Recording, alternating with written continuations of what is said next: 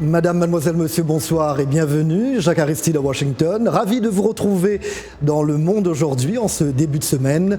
Voyons ce qui domine l'actualité ce soir.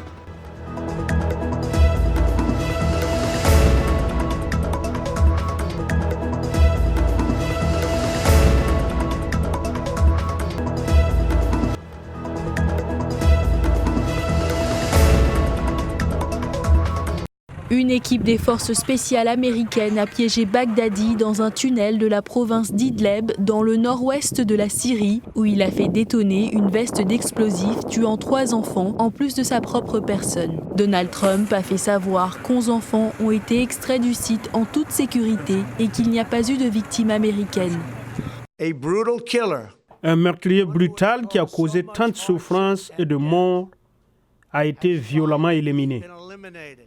Il ne fera plus jamais de mal à un autre homme, une femme ou un enfant innocent. Après que Baghdadi eut déclaré le califat de l'État islamique dans la ville irakienne de Mossoul en 2014, il a régné dans la terreur, une période caractérisée par des viols et des décapitations filmées. Début 2018, le groupe avait perdu la majeure partie de son territoire. Un habitant de Mossoul a réagi à la nouvelle de la mort de Baghdadi. Dieu sait que toute la communauté islamique et moi-même sommes heureux de cette annonce. C'est une vengeance pour tous les martyrs irakiens. Ils ont décapité l'oncle de mon père. L'un de mes frères a été tué par l'un de leurs obus. Dimanche matin, Donald Trump a remercié les troupes américaines et tous ceux ayant coopéré. Je tiens à remercier la Russie, la Turquie, la Syrie, l'Irak, ainsi que les Kurdes syriens pour le soutien qu'ils nous ont apporté. C'était une mission très dangereuse. Plus tôt ce mois-ci, Trump a annoncé le retrait de la plupart des troupes américaines des régions du nord de la Syrie contrôlées par les Kurdes. Le village de Pobé Mengao, à 25 km de Djibo, a été attaqué samedi. Selon plusieurs sources sécuritaires, mais aussi locales, 16 personnes ont été tuées et leurs corps ont été retrouvés dimanche. Des hommes armés non identifiés ont fait une descente au village, procédé à des enlèvements et saccagé des boutiques, selon les mêmes sources. Jusque-là, aucune réaction des officiels. Il y a juste une semaine, 5 soldats ont été tués dans une double attaque dans le nord du Burkina Faso. Presque chaque semaine amène son lot de violence au Burkina, une situation qui inquiète plus d'un Burkinabé, l'opposition en particulier. Cela nous inquiète très sérieusement en ce sens que on ne sait même pas où est-ce que nous allons. On se demande si on a des gouvernants aujourd'hui dans ce pays qui se préoccupent de cette question. Depuis 2015, pratiquement, jusqu'à nos jours, on est à près de 600 morts, près de 500 000 déplacés. Mais qu'est-ce qui est fait véritablement? On voit, c'est vrai qu'il y a des efforts qui sont faits, mais en termes de résultats sur le terrain, nous ne voyons rien. Une source proche du gouvernement a confié au téléphone à VOA Afrique que les dirigeants continuent à travailler pour faire face à cette situation sécuritaire précaire, mais aussi humanitaire. Lamine Traoré pour VOA Afrique, Ouagadougou.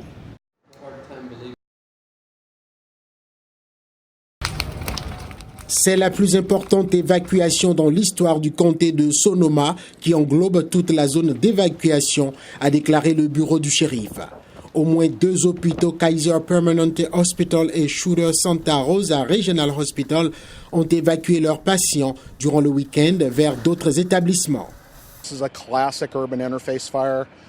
C'est un incendie auquel nous faisons fréquemment face ici en Californie. Comme vous pouvez le constater, de nombreuses ressources ont été déployées dans le quartier. Ils apprêtent les structures, les trient et les rendent défendables. Donc, si le feu arrive dans cette zone, ils peuvent prendre position et éventuellement empêcher le feu de détruire des maisons. Des centaines de policiers ont été déployés pour éviter le pillage des propriétés abandonnées. Le bureau du shérif avait annoncé l'ordre d'évacuer plusieurs zones situées immédiatement au nord de Santa Rosa, ville qui compte elle-même près de 180 000 habitants. Les braises volaient partout. J'essayais d'en éteindre quelques-unes ici dans ma cour. Je tentais de m'assurer que les avant-toits soient mouillés parce que c'est par là qu'elles entrent. Puis, en sortant, j'ai vu que mon ponton était en feu. Le gouverneur de la Californie a décrété l'état d'urgence en raison des effets des vents dans la région de l'incendie. Selon lui, plus de 3000 personnes combattent cet incendie. Objectif, s'assurer que l'évacuation se passe bien et que les gens la prennent au sérieux. En 2018, un autre incendie avait fait 86 morts dans le nord de la Californie, selon les autorités.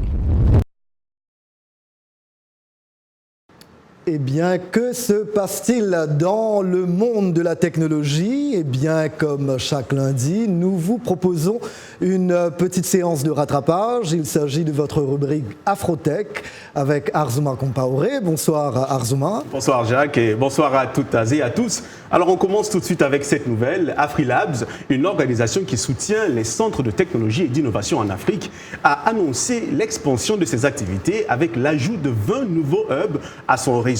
Cette organisation panafricaine crée des centres qui servent de point de rencontre pour les entrepreneurs, les technologues, les investisseurs, les entreprises de technologie et aussi les ingénieurs web et mobiles. Alors Jacques, AfriLabs compte maintenant 174 hubs dans 45 pays. Et je crois maintenant, Arzouma, que je vais apprendre pas mal dans le focus de la semaine. Sujet fort intéressant. Eh bien, Jacques, je vous propose d'en savoir un peu plus sur la production d'énergie éolienne. Comment ça fonctionne, les éoliennes? Explication. Aérogénérateur produit de l'électricité grâce à la force du vent, source d'énergie renouvelable, inépuisable et gratuite. Il existe deux types d'installations, le parc terrestre et le parc installé en mer. Le mât de l'éolienne mesure jusqu'à 100 mètres. L'hélice ou rotor est composé généralement de 3 pales ressemblant à des ailes d'avion et qui mesurent chacune de 35 à 60 mètres de long et se mettent à tourner sous l'effet d'un vent d'au moins 10 km par heure. La nacelle sur laquelle elle est fixée s'oriente automatiquement pour être toujours en face du vent. La vitesse optimale du vent est d'environ 50 km par heure et au-delà de 90 km, l'éolienne s'arrête pour des raisons de sécurité. Dans la nacelle, l'hélice fait tourner un axe. Sa vitesse de rotation n'étant pas suffisante pour générer de l'électricité, un multiplicateur augmente cette vitesse jusqu'à 1500 tours par minute et la transmet à un second axe qui fait tourner un alternateur. Cet alternateur transforme le mouvement mécanique en courant électrique.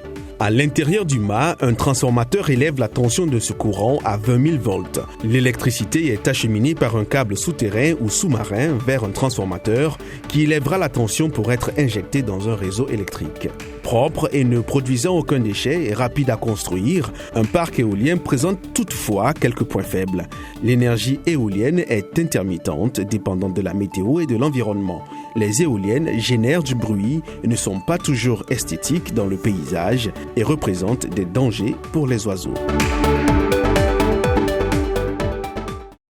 Voilà, l'Agence internationale de l'énergie a par ailleurs annoncé vendredi dernier que l'énergie éolienne pourrait devenir une des plus importantes sources d'électricité en Europe et devrait être multipliée par 15 dans le monde d'ici 2040.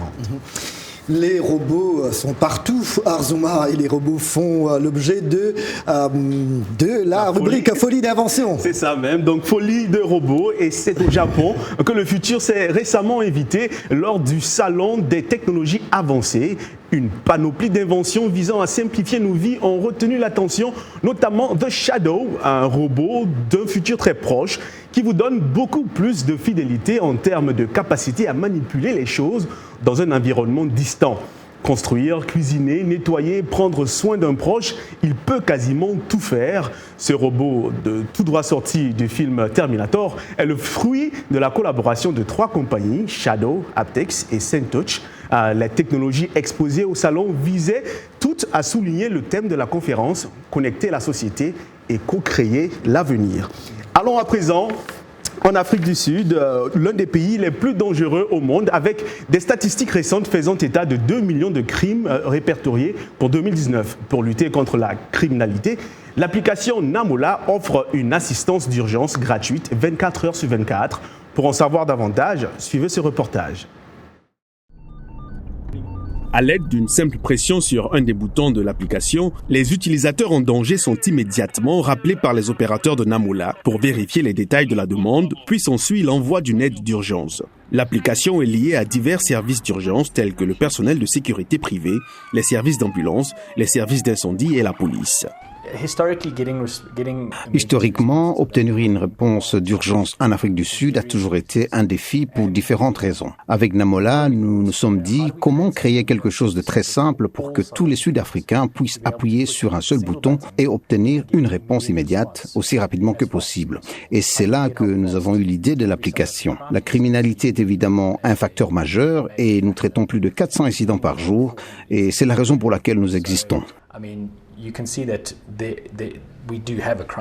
Nzedi Malangou, qui a été braqué à l'arme il y a quelques mois dans sa maison, a déclaré que l'application Namola était la raison pour laquelle elle n'avait pas été blessée.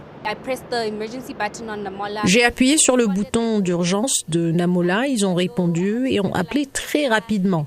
Même si j'ai dû plutôt chuchoter, au moins ils ont compris ce qui se passait et nous avons donc continué à envoyer des SMS. Puis Namola a envoyé de l'aide. Je pense qu'au moins 2 voitures de police sont venues nous aider et tout a été réglé. L'agresseur a été mis derrière les barreaux. Namola compte aujourd'hui plus de 350 000 utilisateurs qui peuvent disposer d'un bouton de panique physique, moyennant un forfait mensuel de 79 rands, soit $5.40. Selon l'enquête sur les victimes d'actes criminels menée par Statistics SA, plus d'1 million de ménages sud-africains ont été victimes de 1,5 million d'infractions criminelles au cours du dernier exercice. Voilà, c'est tout pour Afrotech. On se dit à la semaine prochaine. On commence avec du football. Avec cette belle entame pour les Africains au mondial des moins de 17 ans, en ouverture ce week-end, le Nigeria s'est débarrassé de la Hongrie, battu 4-2 dans la poule B. Dans le groupe A, l'Angola a battu la Nouvelle-Zélande 2-1. Et puis hier, dans le groupe D, le Sénégal a renversé largement les États-Unis 4-1. Le Cameroun, dernier pays africain en lice, fera ses débuts ce soir à 20h temps universel face au Tadjikistan dans le groupe E. Balle ovale. À présent, l'Angleterre face à l'Afrique du Sud. L'affiche de la finale de la Coupe du monde de rugby, samedi 2 novembre à Yokohama, rappelle celle de l'édition 2007, remportée par la nation arc-en-ciel. Pour accéder à la finale, les Springboks sud-africains ont battu hier le pays de Galles 19-16, alors que samedi, les Anglais ont éliminé les All Blacks, double tenant du titre 19-7. Suivez.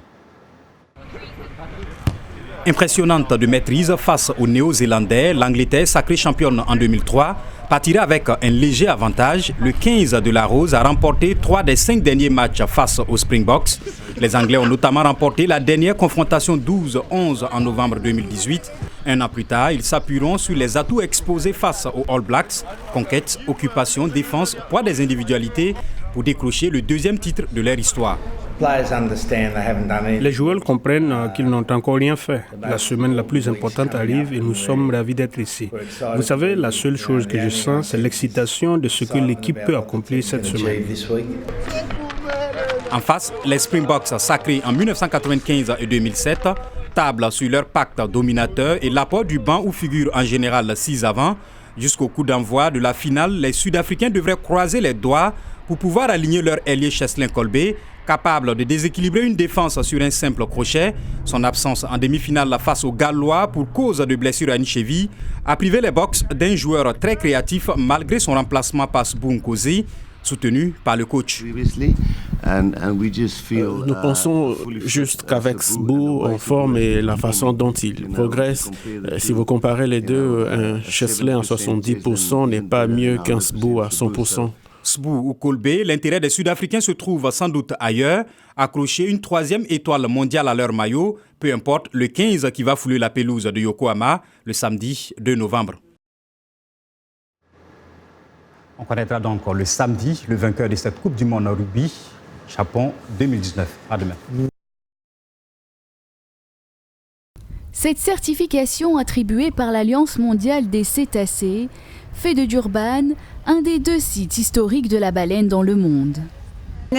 Ce titre est attribué aux destinations qui favorisent un tourisme responsable, une observation des baleines respectueuses des cétacés et surtout qui encourage la protection de l'environnement grâce à l'éducation, la célébration et la conservation. Si les baleines sont aujourd'hui protégées par la loi en Afrique du Sud, cela n'a pas toujours été le cas. La ville de Durban revient de loin. Ces bâtiments en ruine habitaient un poste baleinier des plus profitables au monde. Établi par les Norvégiens en 1908, la station de dépeçage a été fermée en 1975. Nous avions la plus grande station de dépeçage des baleines du monde. Mais la beauté de cette histoire vient du fait que nous avons complètement changé de voie. Avant, on chassait et tuait les baleines, mais maintenant, nous faisons tout pour les protéger afin qu'elles soient en sécurité lors de leur passage migratoire. Et la protection de ces animaux menacés passe avant tout par l'éducation. Dans ce centre pédagogique sur l'environnement, les éducateurs avouent que le savoir des jeunes sur la faune et la flore marine est parfois limité. En termes de biologie marine, il n'y a pas beaucoup de gens qui connaissent les espèces. Il est donc important pour nous de transmettre nos connaissances sur ces différentes espèces. Parce que si les gens ne les connaissent pas, comment voulez-vous qu'ils puissent les protéger ou sensibiliser d'autres personnes sur leur conservation ? Même si un moratoire international a interdit la chasse commerciale des cétacés en 1986, certains pays comme la Norvège ou le Japon continuent de chasser ces animaux. En 2018, plus de 1400 baleines ont été tuées par des navires harponneurs. Asma Botmy-Clark pour VOA, Durban. Et voilà, point final à ce journal. Merci d'avoir été des nôtres ce soir. Rendez-vous demain, même heure, même endroit. Merci à toute l'équipe qui se joint à moi pour vous souhaiter une très belle soirée et une très bonne semaine. Merci, à demain.